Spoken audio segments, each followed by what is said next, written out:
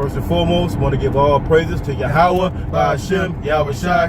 Double honors to the apostle and elders of Great Millstone. Peace and salutation to the brothers out here doing this work in sincerity and in truth. The hopeful elect. Let's get into the word of the Lord. Now, this thing that we're in, it's a spiritual thing. But the war that's going, it's a spiritual war at this moment. But the war, it's going to get physical. And we're going to get into it, man. It's going to be a time that Jacob's trouble and everything else is going to coincide with all the military troops and just death that's going to happen around. But this is all prophesied in the scriptures that is going to happen. Bro, give me the scripture. This is 2 Corinthians chapter 10 verse 4. For the weapons of our warfare are not carnal. This is not a thing that we do with guns and bullets and missiles. It's not our warfare. Our warfare, this is spiritual warfare. We fighting against the wiles of Satan, to try to stay in this thing, man. First of all, this war is a spiritual war because we've seen people fall out this thing. We've seen them fall out and go into madness and go directly towards madness, and say 10 million missiles would destroy the earth, and they hear it, and they know about it, but they still going off the doctrine that's given. So the spirit of the Lord would take you out of here. It's spiritual right now, man. Right now, the Lord is getting the elect all together, and Satan or the goddamn so-called white man is assisting is good in assistance in the foolery of these niggas out here, because the Most High is cleaning the house, and it's spiritual. Because right now it's spiritual. We got a clean house, and then it's gonna get physical soon. So you gotta have your mind in sound doctrine and be solid. Niggas is falling off to the wayside and not getting the whole gist of the whole matter. Then they're looking at it as, I got time. They're looking at, we got time, Israelites. We got next type. Not we got next, we got time. So we can bullshit and the Lord is going to accept us. You can't change the doctrine and think it's going to be okay with the Most High. That's why the weapon. Go ahead, read it. I keep reading. Can I start at one verse above and then read it again? This is 2 Corinthians 10:3. For though we walk in the flesh, we do not war after the flesh. Right, beautiful. We don't war after the flesh. Because look, sometimes we feel like the scriptures are. Niggas feel like the scriptures are vexing them and they got to do this. You can't with that, you can't eat that, man. What's wrong with a little pork? Read that again. This is 2 Corinthians 10:3. For though we walk in the flesh, we do not war after the flesh. Right. This flesh is. Paul talk about this flesh, man. Though he talk about how this flesh works. He the things that he do, he wish he did not do, but he do it because he in the flesh. He warned against his flesh, warned against say if your woman gonna stay. Hey, been through that. Most High put your ass. He'll put you in peril, and he will embarrass you. Oh, you'll feel embarrassed. See, it will hurt your feelings, Akia. If you don't give him his reverence, man, because that's that fleshly carnal shit, man. He will take you out. Go ahead, bro. And I want to make a point to the Zealots. They were trying to, take down the Romans, and they thought that they could do it, by actually ganging up. You can't do that. That's basically what it's talking about. Letting for those. We got to get, weapons. We got to get grenades. Like I said earlier at camp, you had Nat Turner. He had a little army, but he ended up getting killed, and he ended up dying in trying to get salvation. So we're not going to be able to save ourselves to this, because then we'll be able to boast for ourselves, like, remember that time when the Romans or the Egyptians came up against us, and then we freed ourselves. No, the Most High wants the glory, so He's not going to give us these weapons, for us to have, we're going to take them down with the sword and the shield, and we're going to have this a rock and sling it, or like David. The Most High, is not, He's going to deliver us. Right. read this again. For though we walk in the flesh, we do not war after the flesh. For the weapons of our warfare are not carnal, but mighty through God to the pull. While we in this flesh, we gotta stay spiritual. You know, can't war after the flesh, this carnal of the world. We can't be in this. Like we can't be in this world, man. We can't be partaking on what the world does. You know, we can't be part of this niggerdom, making video we rapping and shit, trying to get our career started. Hey, look, man, you stay out of that limelight. Get into the delight of the scriptures, man. Go ahead, bro. Let me grab it. This is 1 Timothy 1.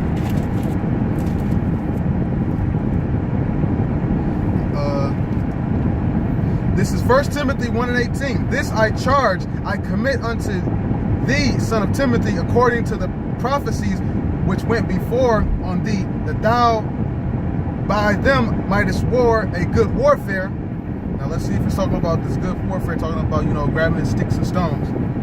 Holding faith and a good conscience, which some having put away concerning faith have made shipwreck. So that's how, you know, we're supposed to war, you know, fight the good war. This is our battle. You know, it's not talking about, you know, picking up stones, because there's going to come a time, you know, trust me, where we actually going to be able to fight. You know, I can't wait to take, you know, a cracker baby's, you know, head, you know, and have the back of my heel touch the back of my head and cock it back, you know, punt that motherfucker, you know, to a fucking a whole nother continent, you know. But right now we're in the flesh. You know, we're going to receive those new spirits and those new bodies, and then we'll be able to fight, you know, physically. But right now, we're fighting. This warfare is a spiritual one, you know, and it's you seen that movie, the Matrix. You had was it Neo? Morpheus offered Neo the pill. He had the red pill and the blue pill, and in the red pill, he took to, you know, open up, you know, the Matrix. The blue pill, like, you want to stay asleep, you know. And this is them conducting warfare, you know, because they're doing physical warfare, but they're also doing, you know, spiritual warfare on the left hand side. You know, their wickedness, their enchantments, you know, that they try to put on us, or they put on even other nations, you know. So they have tons of wicked nations, you know, to try to confuse us. You know, putting out, you know, spies, you know, giving false names and stuff like that, so we don't call upon the name of Yahweh with not one consent. You know, so this is how they also war after it, you know, because if they didn't, you know, it's not just enough for them to beat us, you know, physically. They got to be able to beat us mentally. So the Most High is going to free us spiritually first, then He's going to free us physically. Right. Yeah, right. Because right now it's so spiritual that we fighting to stay in this truth. You gotta fight every day, you know, and you gotta ask for forgiveness. So continually as we fight, to stay in this thing, you know, we gotta be able to, you know, prepare for the war that's about to come on. The Most High ain't about to let us. You gotta deal with your spirit, man. Get in the spirit, basically, because the warfare that's coming, it's going to be physical, and we're going to have to battle with these goddamn devils. But through the Spirit, the Most High going to put the Spirit on us on that day to avoid them until He gives spiritual power. So the Spirit is the only thing that's going to contain you and hold you in this truth, to be faithful until Yahweh Shem Yahushua. Because you go out of the faith, you go carnal. What carnality do? It takes you into lusting. So your mind, you want to be the man. You do all type of things. You want to walk down the street with your shirt off. You know, and you know, you can't do certain shit. Now, you know what I mean? We got to be preparing our souls for the day that's to come. Because when you know, you said, Isaiah 33 and 6. Got it. Can I grab this precept real quick? This is Romans chapter 13, verse 11. And that knowing the time, that now is high time to wake out of sleep. Right, we sleep in a dead slumber, but what? Go ahead, because we knowing that we sleep, that's being carnal, man. You're being carnal minded in things, man. I got time, you know. She ain't shit. She some ain't shit. She came after me, you know. But we got to come out of that knowing that the time is near. The time is not far away. The time is so near that, hey, we can taste it. We see this hurricane. We see all the things that the Yahushua was prophesied in the scriptures and Matthew. Go ahead. Now it's time to wake out of sleep, for now is our salvation nearer than we believe. Right. Now see, that's what we're saying. It's nearer.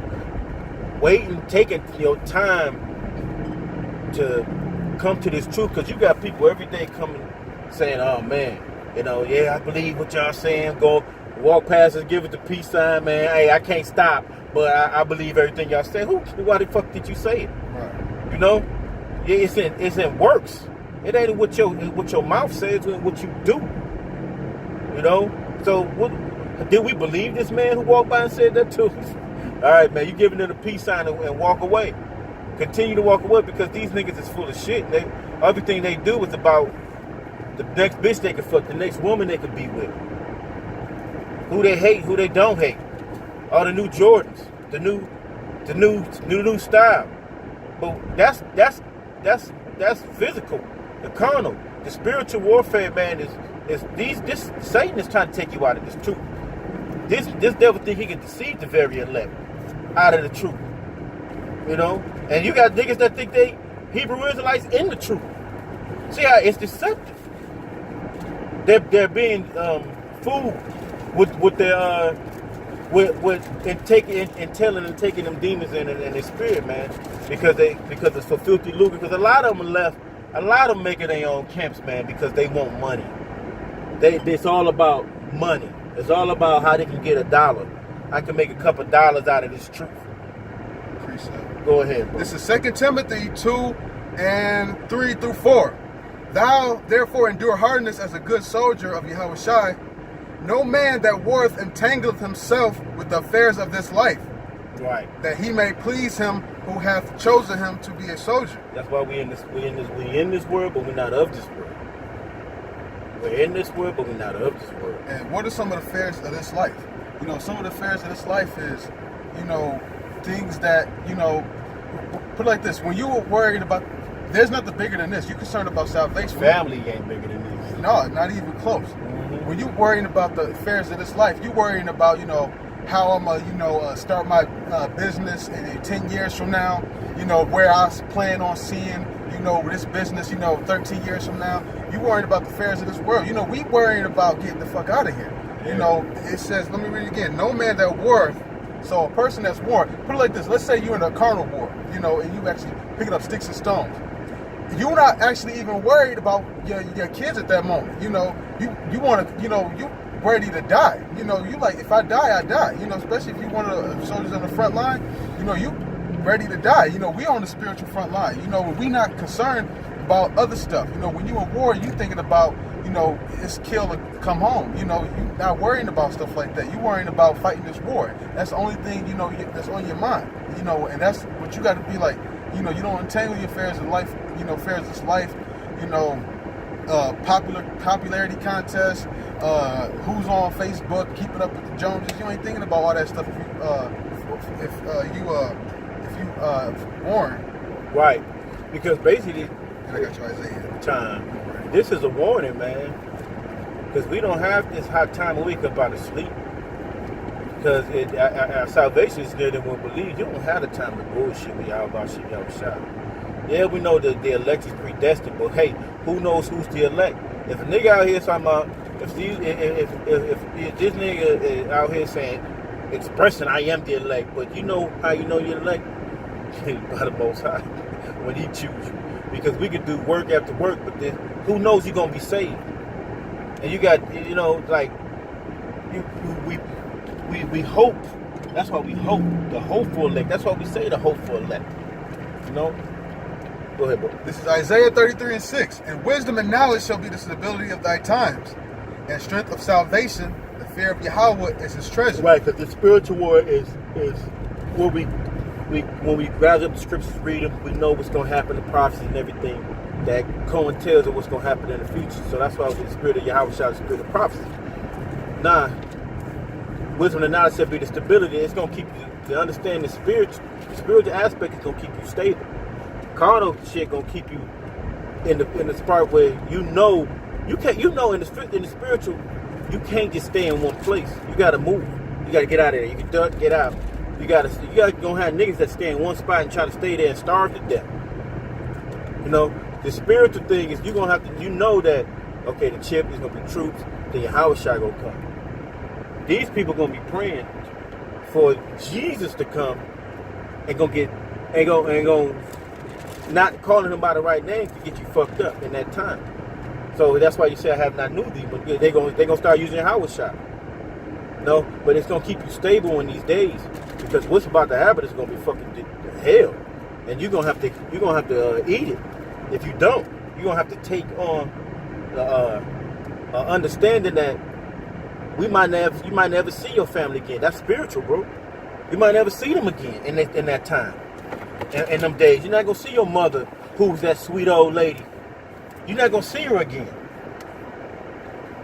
You might not see her again. So you're gonna have to take that in your head, because some people will kill themselves for that shit, or some people will collapse or fold or break for this shit, man.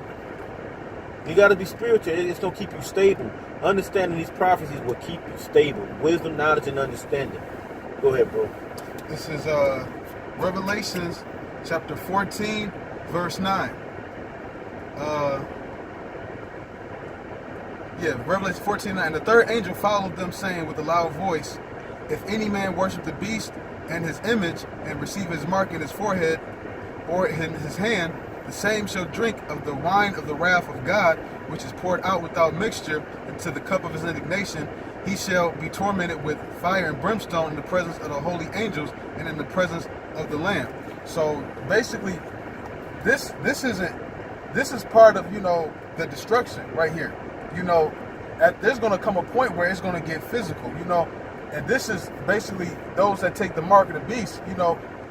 You're engaging in a very carnal warfare.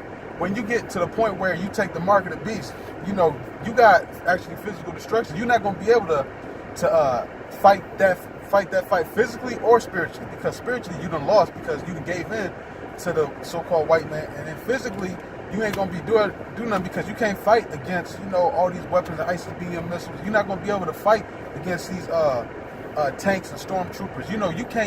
You won't be able to mobilize if the Most High doesn't set you apart and gives you His mark. You basically shit out of luck. Shit out of luck, man. And a lot of these women are gonna be shit out of luck, man. So look, we got something else on? No, actually. Yeah, because, look, man, it's going to be a time, this is going to be a time that no man has ever seen before, man. It's going to be a time that we all got to realize that the day is coming that the Howard Shah spoke about. And that's what he said. He's saying it. And the day of visitation is near, y'all. And we can't be bullshitting and going through the motions. We got to be stern men, strong in the word, and do this work. Believing in Yahweh Hashem Yahushua, stay spiritual, because the devil is gonna try to take us out, man. He's gonna try to put us in the binds where we gonna be have to make a choice.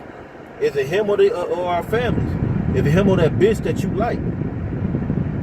That do go. This is Daniel chapter 12, verse 1. And at that time shall Michael stand up, the great prince, which standeth for the children of thy people. And there shall be a time of trouble, such as never was since was a nation. And now what time is that talked about in the Bible? The time of Jacob's trouble. And that's the physical part about it. Because spiritually we're going to destroy these goddamn, spiritually and physically we're going to destroy these devils. And who does it say that Michael would stand up for? Does it say Michael would stand up for the children of Adam? Right. He said the children of thy people. Who are thy people? Thy people is Israel. So Michael, the archangel, he's going to stand up for Israel. And at that time shall Michael stand up, the great prince, which standeth for the children of thy people. And there shall be a time of trouble, such as never was since there was a nation, even to the same time. And at that time thy people shall be delivered, every one that shall be found written in the book. Right. So, it's basically, it's gonna go down to the wire, man. And on that day, you're gonna see who's gonna be the ones that's gonna come out of that mist, that fog, that one that was always trodden down. The men that look weird in their dresses, you know, spiritual, and the spiritual aspect of everything that we took our mind off this world into the spiritual and kept it there. You know, we in this flesh, but we can't be of this place. You know, we go off with the Most High still impute the sins for the men. You got to be and the righteous. What were the righteous cut off? You know. So what were they cut off? If they was the men, these men are out here doing this work, the Lord is always going to protect them. And now I'm talking about the true sincerity and the sound doctrine, not of a doctrine that you create because for some filthy lucre's sake. That's not spiritual. Money is carnal, man. You know, the Lord got you if you stay spiritual and it's spiritual to get your tithes. No, it's spiritual to do that because you believe in Him. That's all it is. It's basically about faith. Everything is about this faith and staying and trying to stay in good graces with Yahweh Shemi Yahushua. You know, because at the end, the truth shall speak. You know, and men gonna be found liars. And we're gonna discover that, you know, it's gonna discover that all the men that were speaking are out there and boldly speaking this word and thanking Yahweh Shemi Yahushua boldly and putting their bodies. It's spiritual to put your body as a living sacrifice out there, and to know you can be killed any day. You know, it could get physical. Like a nigga tried to act like he wanted to get physical. We stayed spiritual with it. Hey, we knew, he knew, and we knew. We knew he wasn't gonna try. He wasn't trying to do no. We was trying to get this nigga to go. But we're prepared for that day, Aki, because it's about to get physical. It's gonna take it. It's gonna be they call it turn up or lit or 1 million, man. 1 million degrees. Yep. I got one more. I thought that was the last one. This is Hosea chapter 2, verse 18. And in that day, and what is that day? That's talking about the time of Jacob's trouble, the time, you know, when Mosiah visits the earth. And in that day will I make a covenant for them with the beasts of the field and with the fowls of heaven. So what covenant does Most High have with the fowls of heaven? They're going to be feasting on the dead bodies, according to I think the last chapter of Revelation chapter 19, or one of the last two verses. Because he told, let me grab that real quick before I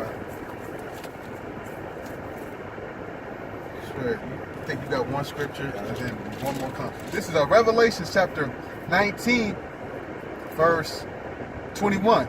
And the remnant were slain with the sword of him that sat upon the horse, which sword proceeded out of his mouth, and all the fowls were filled with their flesh.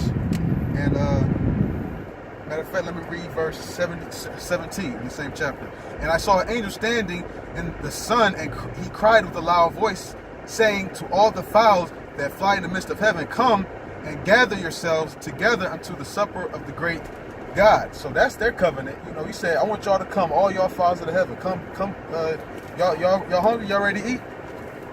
Verse 18, that ye may eat the flesh of kings, and the flesh of captains, and the flesh of mighty men, and the flesh of horses, and of them that sit on them, and the flesh of all men, both free and bond, both small and great. Now, yeah, they gonna have a smorgasbord when you goddamn 2/3 and the rest of you heathens. Going back over here, Hosea 2:18, and in that day will I make a covenant for them with the beasts of the field and the fowls of heaven and the creeping things of the ground, and I will break the bow and the sword and the battle out of the earth, and I will make them to lie down safely. Verse 19, and I will betroth thee unto me forever. So this is when the Most High comes back. This is the marriage to the Lamb. I will betroth thee, and it's funny because betroth meaning being married. In Revelation 19 is talking about the marriage of the Lamb. And I will betroth thee unto me. I will betroth thee unto me in righteousness and in judgment and in loving kindness and in merciness. I will even betroth thee unto me in faithfulness, and thou shalt know Yahweh. And that's it. You know, this Most High, you know, coming, you know, betrothing us back to him, you know. And he say he's going to break the bow, you know. So the Most High, you know, he's going to be able to do miraculous things. You know, he's going to do it with us too.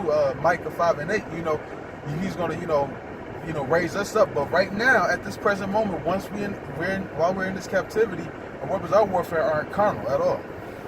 Yes, 63:1. Right, because even our Lord will get down and dirty. Isaiah chapter 63 verse 1. Who is this that cometh from Edom with dyed garments from Basra?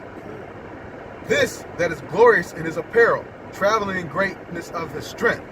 I that speak in righteousness, mighty to save. Wherefore art thou red in thine apparel, and thy garments like him that treadeth in the wine fat? I have trodden the winepress alone, and of the people there was none with me, for I will tread them in mine anger, and trample them in my fury, and their blood shall be sprinkled upon my garments, and I will stain all my raiment. That spiritual war, that physical out. God. God, that was our Lord and Savior. Hey, man, you got one more? Yep. Time. Get one more, you pick it back off another. Right. See, it got my we started off with what? I think two precepts when we started this. The Lord is gonna come down. It's gonna get physical, man. And you think, and He said we're gonna basically jump over the goddamn devil to get to our people first. We're gonna make it's gonna be that's why our raiment gonna be. We're gonna take them out. That's why our raiment gonna be studded and bloody. But then we're gonna go to that wilderness and tear their ass up. This is Revelations 14, and I'm going to start 18 to 20. And another angel came out from the altar, which had power over fire, and cried with a loud cry to him that had the sharp sickle. One who had the sharp sickle is Yahushua. And saying, thrust in thy sharp sickle, and gather the cluster of the vine of the earth, for her grapes are fully ripe. Right. So that's how you make when you doing a wine press. Wine comes from grapes. When you try to a wine press, matter of fact, let me read it again. Thrust in thy sharp sickle and gather the cluster of vine. So when you making a wine press, you making wine, you often stop grapes. That's how in the ancient time, you would basically actually literally stomp on them. And gather the clusters of the vine of the earth and her grapes as fully ripe. And the angel thrust in his sickle into the earth and gathered the vine of the earth and cast it into the great winepress of the wrath of God. And the winepress was trodden without the city, and the blood came out of the winepress. Now, blood came out of the winepress because the winepress of these grapes are talking about people. And blood came out of the winepress even unto the horse bridles. Now, horse bridles, because it's talking about Yahushua told you rode on the white horse. And the bridles is basically where it's reins. And the winepress was trodden without the city, and blood came out of the winepress even unto the horse bridles by the space of 1,600 furlongs. So if you measure a furlong, according to scriptures, a furlong from like the horse's feet where he's trodden down to, his bridles, which is around his mouth, it's not, that's a short distance compared to 1,600 furlongs. So that's the long distance. So he's, coming in the clouds. So this ain't just a little horse, walking in grapes. He stepped on a grape and it went up to his bridles, because it said from, it went up to his bridles over 1,600 furlongs. So the Most High Son is going to be in a spaceship. He's actually going to be killing people, and he's going to, the blood is going to, it's going to be going everywhere. That's all I got. That's everywhere. So, hey, look, and with that, I want to give all praises to Yahweh, by Hashem, Yahushua, double honor to the Apostle Noah, the great millstone. Peace and salutation to the brothers out here doing the work of sincerity and truth, the hope for elect, and shalom. Shalom.